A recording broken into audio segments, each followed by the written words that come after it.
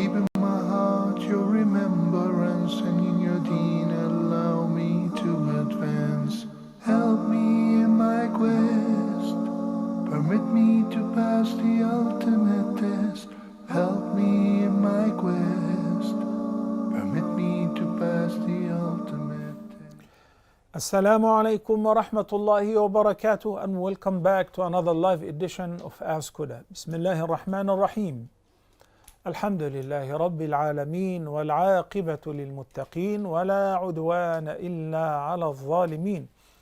والصلاة والسلام على سيد الأولين والآخرين نبينا محمد وعلى آله وصحبه أجمعين. My dear viewers, in the beginning of this live edition, I would like to remind you with our phone numbers, area code 002, then 0109 5185 alternatively same area code, then 0100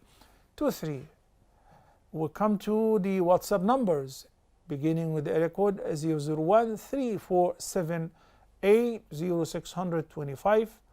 and the final number is WhatsApp number, area code 001 And without any further ado, the first question from Suhaila Aksai. Suhaila is asking after Salam, is it valid to have double intentions for making up fasting of Shawwal and the Sunnah days? If you mean that to fast on Mondays and on Thursdays with the intention of coinciding these blessed days, and meanwhile fasting the 6 days of Shawwal, yes, that's a valid intention. But if you mean making up the missed days which you missed during Ramadan and counting them as both the qada and also the 6 days of Shawwal, the answer is in the negative. No, that is not permissible, because there is no overlapping between what is mandatory and what is voluntary. Fasting the 6 days of Shawwal is not mandatory. It is simply highly recommended, while fasting during Ramadan is compulsory. Making up the missed days which you missed during Ramadan due to sickness, due to traveling, due to the period for women is also compulsory. So if you decide to begin by making them up, that's your call. It is even better. But you cannot combine the two intentions of making up your missed days of Ramadan, and meanwhile you say, I make the 6 days of Shawwal, which is voluntary. That's not permissible, especially because this is an act of worship which is intended for a specific reward. As you know that the Prophet ﷺ said, if you fast during Ramadan, then you follow that by fasting 6 days during Shawwal, you get that much reward. So, in this case, no, it is not permissible. But if you fast the 6 days of Shawwal and you choose to fast them on Mondays and Thursdays, both are voluntary. So it is permissible, and you will get the reward of both, insha'Allah. Assalamu alaikum wa rahmatullahi wa barakatuh. Sister Salima from the UK, welcome to Ask Huda, Sister Salima. Thank you. Please, Sheikh, I wanted to ask something about abortion. Well, Salima, I can barely hear you. Oh. Assalamu alaikum. Hello. Yes, now it's better, I guess. Go ahead. Oh. I wanted to ask a question about abortion. Mm-hmm. What about it?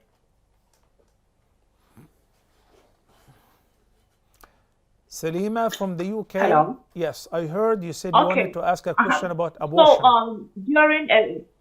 during every pregnancy, I felt very sick that I can't do anything unless husband that does everything for me and look after my toddlers. So now I've fallen pregnant again, and now he's telling me to go and abort it because he can't go through all those hardships he goes through whenever I'm pregnant. Mm. When I'm pregnant, even sometimes my child is even neglected. The kids are neglected because they are very small. I fall and I get sick throughout the pregnancy till the day I give birth. So because of that, he said he can't go through that again. Mm-hmm. So he's insisting I should abort it, and the house is on fire now. I don't know. I got your question, Sister So I wanted Salima. to know You can this. hear the answer now, inshallah. You can hang up and hear the answer. So Salima is saying that whenever she gets pregnant, she's very weak, she can't do anything, and the husband ends up helping and doing everything. Now she got pregnant again, and the husband said, well, I can't do anymore. So basically, she's asking about the justification of abortion, whether it is permissible in this condition or not. The answer is definitely not. 100% it is not permissible. So Sister Salima, may Allah cure you, may Allah assist you, may Allah help you and your husband. But the one you're talking about aborting is a human being. Forget about being your own baby, is a human being. And Allah the Almighty has forbidden taking the life of any human being without a just cause. So in your case, what could be a just cause? When the doctor said, Salima, your health condition does not allow you to conceive, you shouldn't have conceived from the beginning. And they say, well, now the pregnancy is posing a life threat to you, God forbid. So when the physicians said that if you decide to continue with the pregnancy, you may die, that is the only condition which would say no. Salima's life or the mother's life should be given precedence to the life of the fetus. So we have the benefit-risk ratio. We have a living human being, the mother, the pregnant mother. The trustworthy doctors said she is having heart problems, serious heart problems. She cannot bear any children. She cannot go through the birth pain and suffering. She would die. So in this case, we would say it is permissible to abort the baby. But besides that, I'm sick, I'm nauseated, I'm tired, I want to sleep all the day, and whatever, none of that is a valid excuse to abort the baby at any moment, whether the first, second trimester, whatever, it doesn't matter. May Allah guide us what is best and enable you, Salima, to continue with the pregnancy and deliver a healthy and a beautiful baby, God willing. Assalamu alaikum. Tasneem from Bangladesh. Assalamu alaikum, Tasneem. Wa alaikum assalam wa rahmatullahi wa barakatuh, Sheikh. Hope you are good by the grace of Allah. I have two questions regarding backbiting. May I ask? Yes, go ahead, Tasneem. My first question is, when I browse YouTube or Facebook, I find some news about a person, like crime news, that this person has done so and so crime. If I read this, will I be considered to be a backbiter? Like many things, many news that everybody know. What should I do? Should I read the news or watch the news, or should I avoid it? Like political news that condemning a person that this person has done this so and so. And my second question is, when I talking to someone, he start to backbite, and the topic is so funny that I could not control myself from laughing. And immediate after laughing, I get understand that I shouldn't do this, and it's like unintentional. What should I do in this case? Thank you, Tasneem from Bangladesh. Whenever we watch the news and they're talking about somebody's been caught up, somebody's been arrested and whatever, or accused, all of that, we're not blameworthy because we're just reading the news. We only become blameworthy when we start talking about others ill and expose others, especially if they have not been indicted yet. As you know, that the media is meant to expose people's privacies without verifying the news. And a person, every person, you, me, and even those who are arrested are innocent until proven guilty. So there is no point of talking about others' mistakes unless if they are proven guilty, they have been already indicted, and there is something, there is a need that I need to talk about it. Like somebody who ripped off a lot of people, have taken their money to invest them, and he was very smart. He tricked people. So by exposing this person and exposing his plans and tricks, people and others will get alerted and will avoid falling in the traps of other thieves. But we avoid talking unnecessarily about others, so only whenever there is a reason. When people are talking to me and I laugh, I must have a reason. Did he say a joke? Or maybe because he is stuttering, I laugh at him. Then this becomes problematic, because the Almighty Allah said in Surah Al-Hujurat, لا يسخر قوم من قوم عسى أن يكونوا خيرا منهم. Let no people mock at other people. Perhaps the latter ones are better before Allah than those who are mocking at them. So be careful. But if you and your friends are, joking, and somebody said a joke, somebody says something funny, it's okay to laugh. But you're laughing at the way others talk, that is not permissible. Akhi Tasneem. There is a parameter, a marker that will help us to understand what is right and what is wrong when we deal with others, which is to put yourself in the other position. How would you like people to laugh at you when you're talking? Would it make you happy? No, you will put me down, they're bullying me. Then you shouldn't be doing it to others.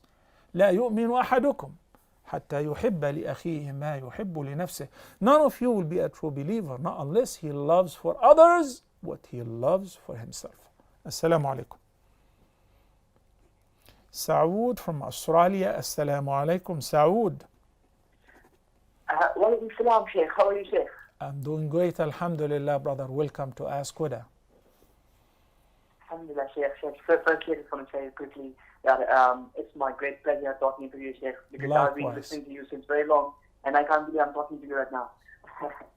Barakallah fiqh, Saoud. May Allah bless you and your family. Sheikh. Sheikh, I have just one small question, Sheikh. It's regarding the beard. Alhamdulillah, I have a thick beard, but I just wanted to know, I know what the authentic opinion is, but I just wanted to know that if trimming the beard less than a fist, is it haram? Will I be sinful for that? Or is this makruh? If you can please clarify, Sheikh. Jazakumullah khair. Thank you, Saoud. Keeping the beard is compulsory according to the vast majority of the scholars.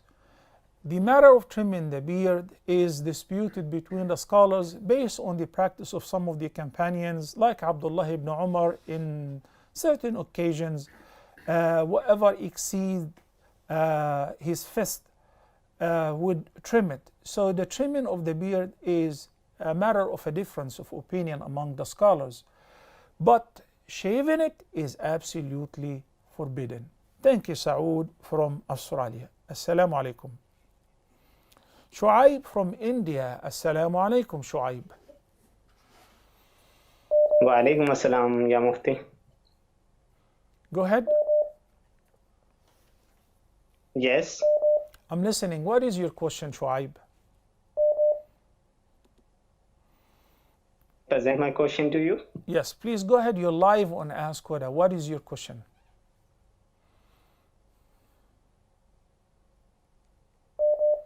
Okay, why don't you take another caller? Shu'aib, please try again. Zumar from the USA. Assalamu alaikum wa rahmatullahi wa barakatuh. Welcome to Ask Huda, Zumar. Wa alaikum salam.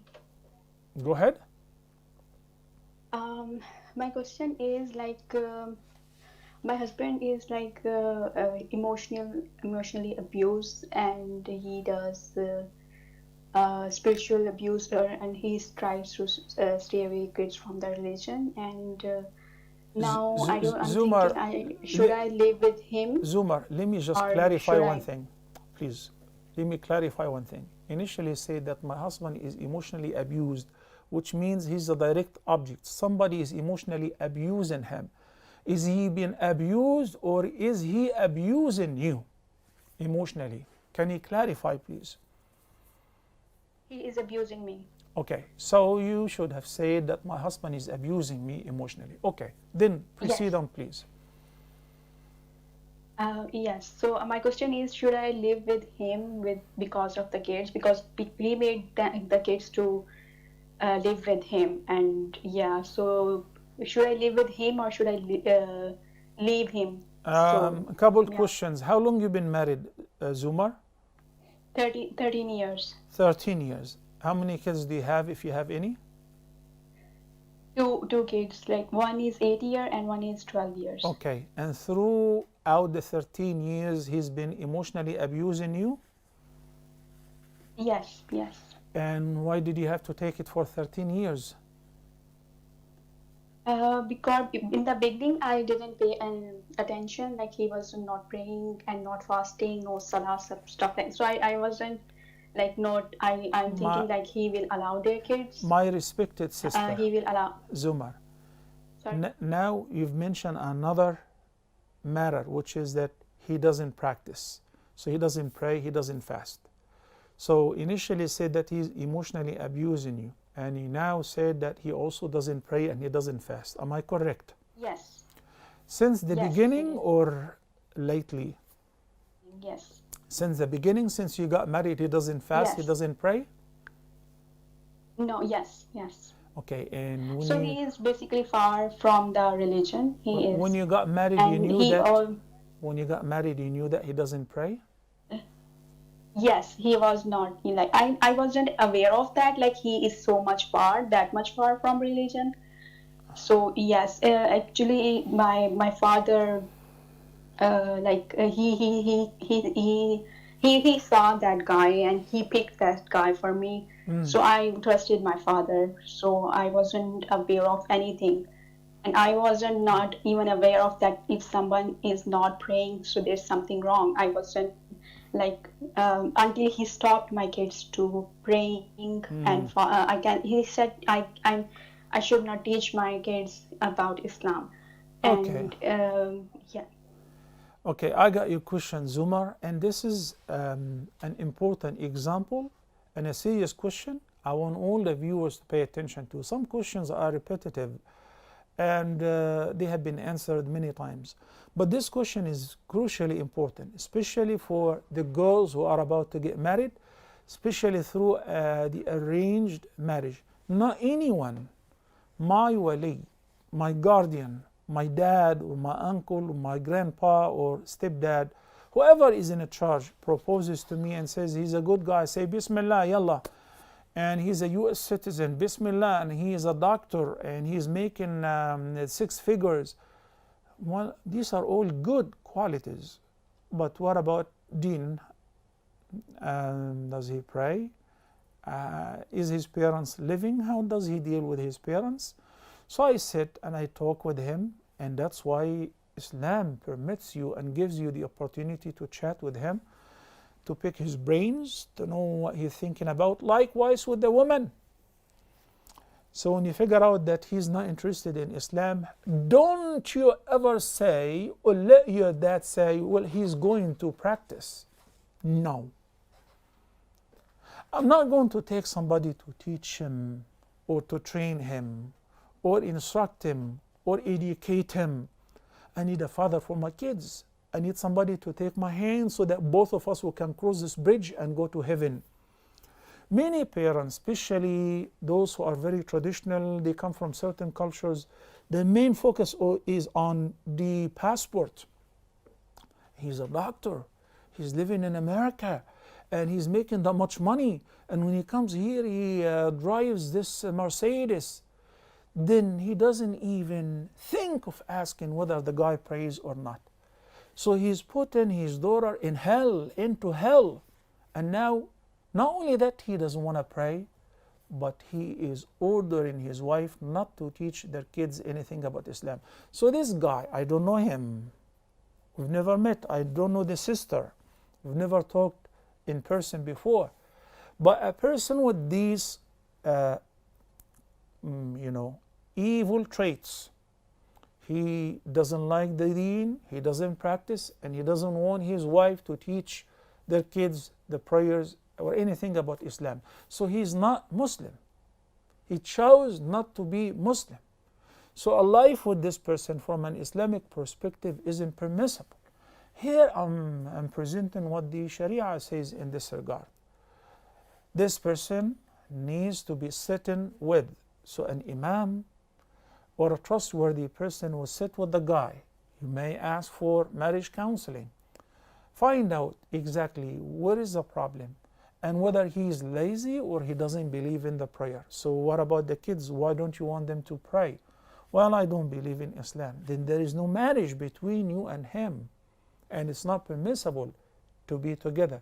And it is absolutely your right to file for a divorce in the court and take the custody of your kids. Again, I'm giving a general answer. I don't know the details of the case. I don't want the husband to call me one day and say, well, you judged without hearing from the other party. That's not a judgment. This is a fatwa pertaining a case. If she is correct in everything she said, this is the fatwa. And if the shoe fits you, then wear it.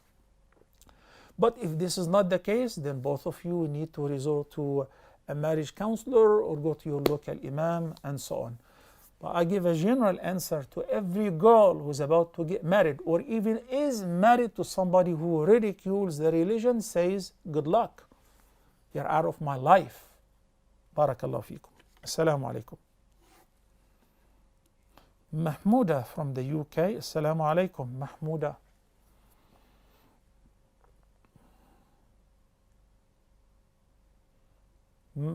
Mahmuda, you wanna try again, please? Okay, assalamu alaikum. Rabia from Singapore. Assalamu alaikum, Rabia. Alaikum salam. I have two questions actually, if you could kindly answer. So one of question is, I have been married for like 6 months, and due to some circumstance, like my wife had to move in US and I had to move in Singapore, and we cannot move because of the COVID situation. So nowadays, sometimes we have been fighting over small talk, right? So something like I cannot manage my time because it's day and night in US. So what would be your suggestion to keep the marriage healthy? My suggestion is you should both try to reunite as soon as possible. You live in a completely different part of the world, and the timing is, I believe, 12 hours difference. Am I correct? Yep, it's a day-night difference. Yep. 12 hours difference between Singapore and the USA. So we need to look into the near and the far future. Is it feasible that we can reunite? Is it possible that I would either travel to the USA and live with her, or she would move to Singapore, and Singapore is beautiful, and she would live with you there? If not, of course, a marriage can never last while it is operated remotely. The husband in one country and the wife is in another country. And with 12 hours difference, you definitely, if you both are interested, you can schedule an appointment and we'll look into this in private, inshallah. Barakallahu feek, Rabia. Mahmuda from the UK. Assalamu alaikum, Mahmuda.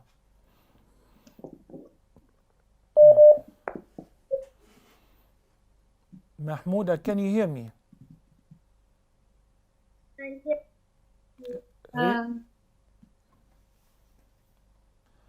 you hear me? Yes, we hear you, Mahmuda. What is your question, please? Yes. So I am Muslim, and my husband is revered, and my parents-in-law, my husband's family, it's hello. I'm listening, Mahmuda. Just say your question all at once, please.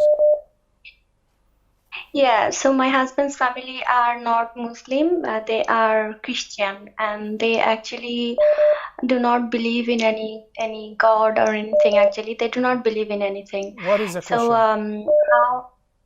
how I can approach my parents-in-law, how I can invite them to know about Islam and accept Islam. I mean, I find it really difficult because Mahmouda, I don't. Mahmouda, I want to ask you a question. Is your husband practicing Muslim?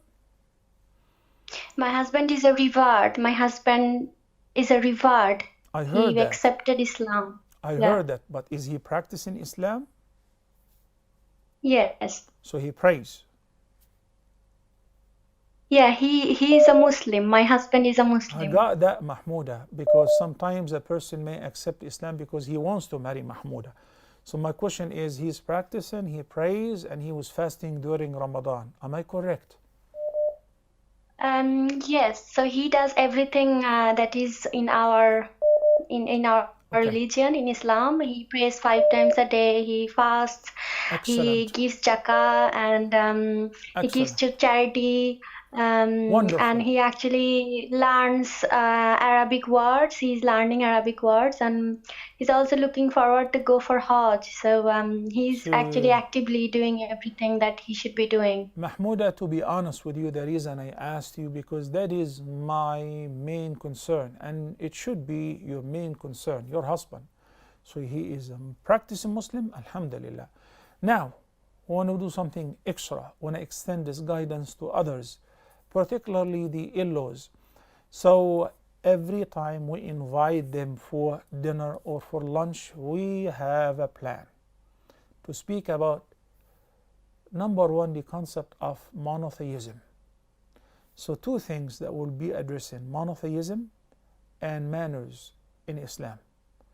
Do not talk about other religions, just talk about the concept of the inevitability of having one single God. And this one single God can never be equated to others and shouldn't beget, nor is it possible that he was begotten. Then afterward, that I may give him or her, my in-laws, my father-in-law, my mother-in-law, or even the brothers and sisters-in-law, a copy of a simple translation of the meaning of the Quran, such as the Noble Quran, small booklets to read, a brief illustrated guide to Islam, brief illustrated guide to Islam. This is a very beautiful booklet, and many people benefited out of it and accepted Islam accordingly, along with a nice gift. I've done that. I pray now for them in my namaz, in my prayer. May Allah guide them and open their hearts to Islam. If I'm not professional in dawah, I don't know how to do it, then I'm sure you're calling from the UK, whether you are in Birmingham, in Leicester, in Cardiff, in London, East or West London, Central London, you would have a local imam who is an expert in dawah. So invite everyone over for dinner, for lunch, and let him talk. You never know, because people do not know much about Islam. And this is how your husband came to learn about Islam, and this is how he ended up accepting Islam. The way your husband treats his family, his parents and brothers and sisters, is actually, and it would be the greatest means of giving da'wah to them. May Allah guide them and open their hearts to accept the truth. Thank you, Mahmouda from the UK. Assalamu alaikum. Zaid from the UK, and soon after we'll take a short break, inshallah. Zaid, go ahead. My question is it permissible to have a cultural wedding or an Islamic wedding? Is it permissible to have Islamic wedding? Or cultural wedding? What is cultural wedding? Like a cultural wedding, you know what I mean? No, I don't know what you mean. Can you educate me, please? So like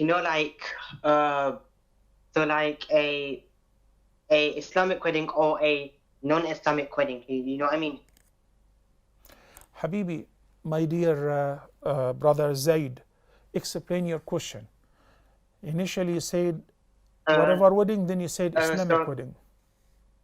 Go ahead. Like a wedding which is a wedding that is following the regulations of Islam, and where there's a non-Islamic wedding that doesn't follow the regulation. Okay, so you need an answer to that? You already answered. Okay, if I throw a party where I would be inviting people and will be serving what is forbidden and listening to what is forbidden, so do you need an answer for that? Huh? And what is Islamic wedding? Islamic wedding is to throw a party, a feast, a walima, without mingling men and women. They can have their own setting, and the men likewise. You give them the food, the women can sing and can beat the drum and can have fun together. That is an Islamic wedding, to thank Allah the Almighty for the blessing that He bestowed upon you and your spouse. Besides that, any transgression, anything you add to the wedding which is not permissible, that particular segment is not permissible.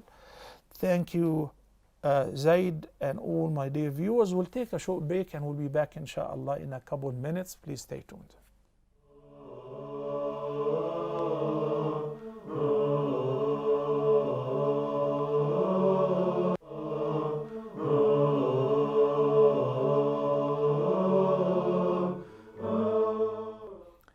Assalamu alaikum wa rahmatullahi wa barakatuh, and welcome back. As usual, all our phone numbers will appear on the bottom of the screen. If you're interested to give us a call, please dial any of the following numbers. And we have Sister Layla from Belgium on the phone line. Assalamu alaikum, Layla. Wa alaikum assalam, Sheikh Muhammad Saleh. Before I want to ask my question, Sheikh, I would like to say Jazakallah khairan for your contribution in trying to help the Muslim Ummah. Ameen. Thank you so much. With the knowledge that Allah has given you. May Allah bless you and your family and make it a means for you to enter Jannah al-Firdaus, inshallah. Ameen. Same to you, Sister Layla. Sheikh Muhammad, can I ask you 3 questions, inshallah? Proceed on, please. Jazakallah khairan. As for my first question, Sheikh, it's about Salah in specific. I live in Belgium, and at the moment, according to the prayer times, Isha is 2 minutes before midnight, and Fajr is around 3 a.m. I know that it is permissible to combine the Maghrib and the Isha prayers in times of difficulty, as some of my family members have already started to combine them because it's difficult to wake up for Fajr and because they have to wake up early for work again, inshallah. Now my question is, Sheikh, is it permissible to decide by ourselves when we combine these 2 prayers? And if yes, my second question is, how can we determine when there is enough time between Isha and Fajr, inshallah? And as for my third question, Sheikh, it is regarding Tahajjud Salah. I have this habit of waking 30 minutes before Fajr prayer and then to pray 2 rak'at, inshallah, Tahajjud Salah. And when I finish at prayer, I pray 2 rak'ats before Fajr after it. Is it permissible to pray Tahajjud prayer 20 minutes before Fajr? Inshallah, those were my questions. Jazakallah khair. Jazana wa iyakum. Sister Layla from Belgium. The matter of combining the prayers whenever it is necessary, you're the best one to decide whether it is necessary or not. So like whenever now Maghrib is at 8 and Isha is at midnight, then Fajr is at 1 or 2, and for me I have to wake up for work or for the school, and if I go to sleep, I'm not sure whether I will be able to wake up or not. Some people, they have the strength, then it is best for them to pray Isha on time and not to combine. But whenever it poses a great difficulty and life becomes really difficult, then in this case you decide and you can combine. So it is not necessarily for everyone who give the ruling, everyone go ahead and combine.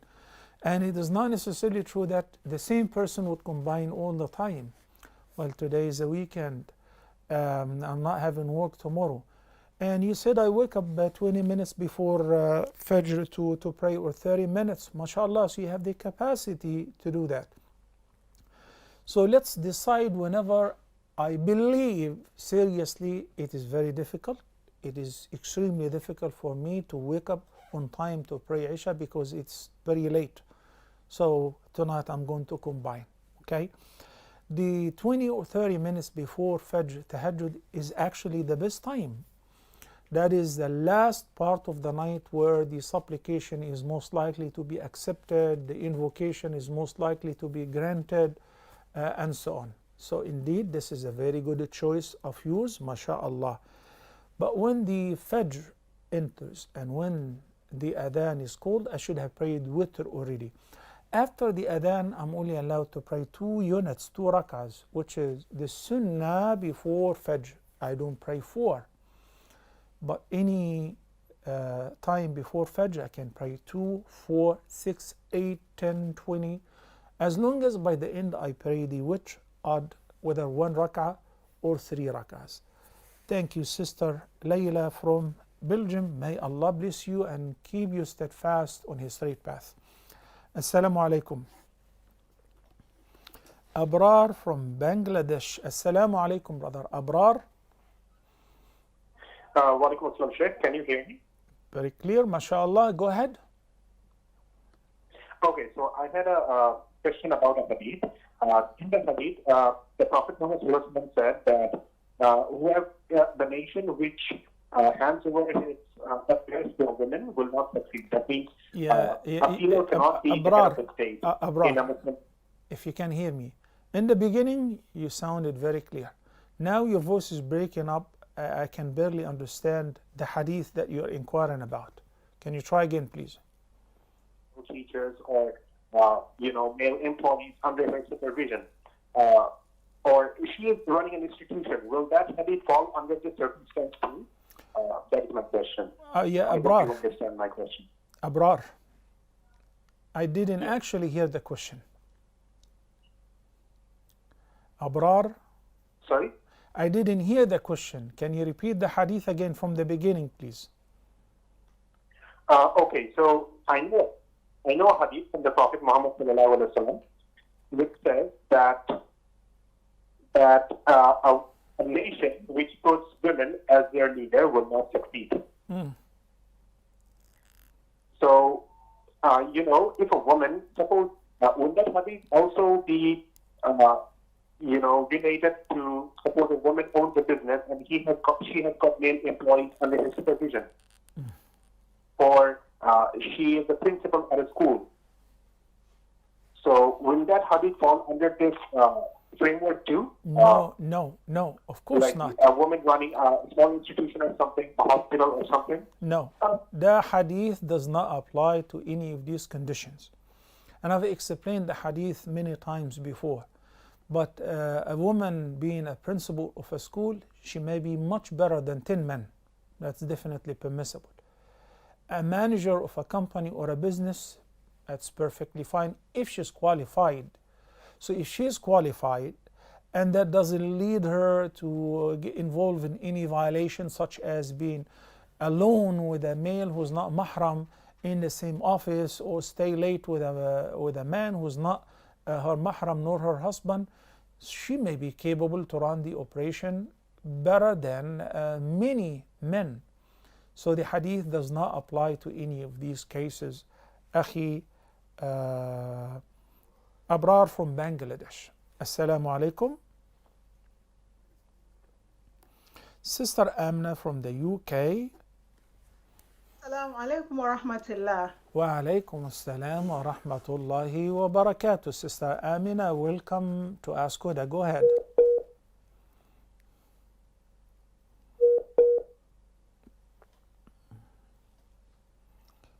Amna, can you hear me? Okay. Sister Amna, please try again. And now we have Jamal from Italy. Assalamu alaikum, Jamal. Wa alaikum assalam, Sheikh.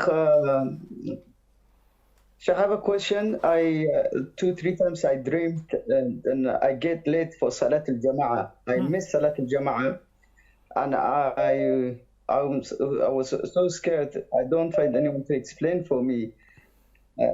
Could you please explain my dream? Oh, you have a dream that you are late for the Jama'ah, correct? Yeah, yes. I dreamed I late for Jama'ah. I going to do ablution, and also my hands bleeding. I was scared about this dream. This is not first time. طيب This is the second. يا Jamal, it is very obvious this is a warning sign that you should stick to the Jama'ah and you should move forward ahead of the time of the prayer so that you attend the Jama'ah from the beginning. This is an alarm from Allah the Almighty is directing you as what you should be doing. And let's say, well, this is what I'm doing. So this is a sign and warning against if in the future you were to slow down to be late from the Jama'ah, and not necessarily only the congregational prayers, but also al-Jama'ah as the community. Some people like to distance themselves from the community and they think this is better. I'm better off without them. No. The Messenger of Allah, peace be upon him, said, Alaykum bil Jama'ah, adhere to the Muslim community, to the Jama'ah, to the Muslim group, lest you be devoured by Satan, since the wolf does not devour of the sheep but the stray one. May Allah guide us to what is best. Jamal from Italy. Assalamu alaikum. Sister Fatima from the USA, welcome to Ask Huda. Assalamu alaikum wa rahmatullahi wa barakatuh. Wa alaikum salam wa rahmatullahi wa barakatuh. Okay. My question is related to kids under the age of puberty leading Salah at home. And so my son is 9-year-old and he sometimes leads Fard Salah at home for me, my husband, and my daughter who's 6. And a lot of friends and relatives have told me that he cannot lead Fard Salah because his Salah is considered as nafil, and I cannot pray at my Fard Salah and it won't be valid. That's one reason they give me. And the second reason they give me is that the tajweed and maturity and mindfulness of the kids in the puberty is it's nothing compared to Amr ibn Salama, and so that he cannot lead Fard Salah at home. Okay. So that's my question. Okay. The answer is, if your son is aware of the prayers and he prays by himself correctly, so he makes proper wudu and he's aware of the ahkam of istinja, washing off after answering the call of nature, cleaning up himself, and you are, as a mother, you're the best one to tell. And whenever he prays properly. Can he lead me in the prayer and would that count as Jama'ah? Yes. The answer is yes. And those who say he cannot be compared to Amr ibn Salama, it's like, before I say the hadith, and Amr ibn Salama was 6 or 7 years old when he led the prayer because he knew more Quran than others, and so on. You tell me, what is the difference? As a matter of fact, kids nowadays know a lot more than their parents. And if I have any problem with any of my technology, my watch, my apps, my computers, my pages, we all know that our kids will be the best to solve these problems. So we trust them with the dunya matters, and we know that they can write perfect articles and draw nice pictures, and they can drive. When it comes to the deen, we keep them inferior. When I was a child, I used to go to the prayer very early, before anyone. I love to call adhan because of the hadith and so on. But there were certain people who would always put us down. And when they see the kids in the masjid, they get very irritated. So they will kick us out of the masjid. And even when I became 12 years old, now I know most of the Quran by heart. I'm perfect in tajweed. And when I stand in the first row, so somebody would come late and pick me up and say, back. and send me back. I want to tell you that those people are idiots, because this is not religious, number one, and number two, you never know, maybe that kid whom you kicked out of the masjid will never come back to it, or you kicked out of the first row and you said back, like he's inferior.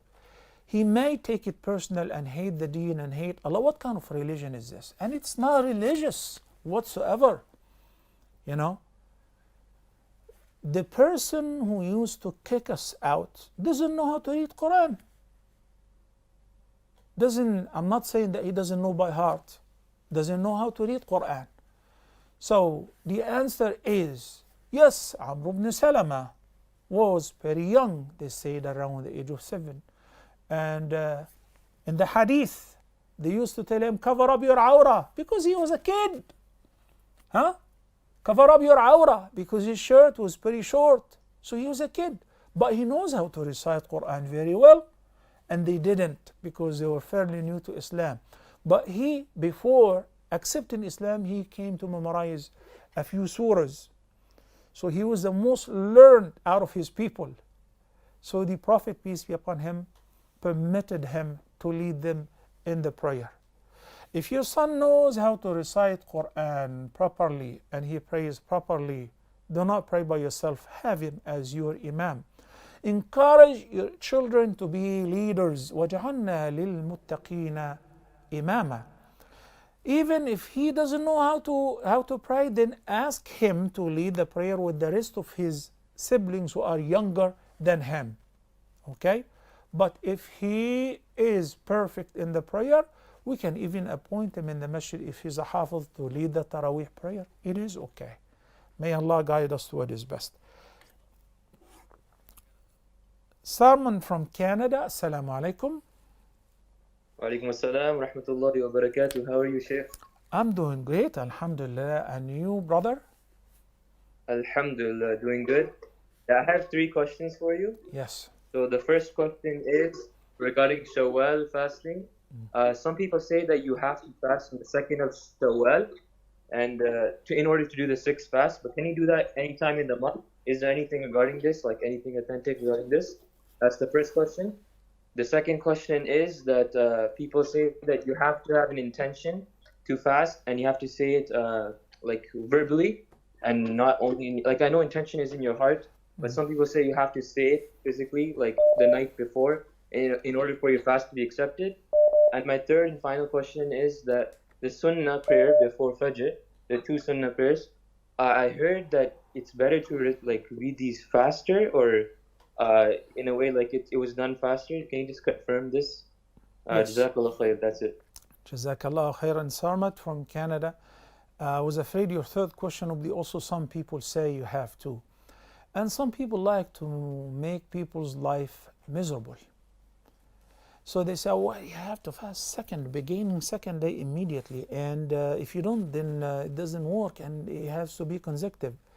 Those people, you should not take any information from them, because they are devoted to make people's lives miserable. And Nabi sallallahu alayhi wa sallam said, ثُمَّ أَتْبَعَهُ بِسِتٍ مِّن شَوَّالٍ, any time in Shawwal. So you want to fast 2nd, 3rd, 4th, every Monday and Thursday, 13th, 14th, and 15th. You postpone them to the last. It's your call, akhi. Take it easy and do listen to these guys. As far as pronouncing the intention verbally and saying it out loud, again, that is totally invalid. I intended to fast tomorrow and it is in my heart. That is your intention. Alhamdulillah, shukla. I woke up for sahur and I grabbed something to eat, couple khajur or dates or an omelette, and that's my intention. It doesn't say anywhere that I have to say I intend to fast tomorrow. Okay? It doesn't say. The intention is in the heart. The intention is in the heart and is not to be pronounced. Brothers and sisters, by that we have to go. We'll come to the end of today's edition of Ask Huda. أقول قولي هذا وأستغفر الله لي ولكم. سبحانك اللهم وبحمدك نشهد أن لا إله إلا أنت نستغفرك ونتوب إليك. وصلى الله على سيدنا محمد وعلى آله وصحبه وسلم. والسلام عليكم ورحمة الله وبركاته. reach. Your mercy is what I beseech. Keep in my heart your remembrance, and in your deen allow me to advance. Help me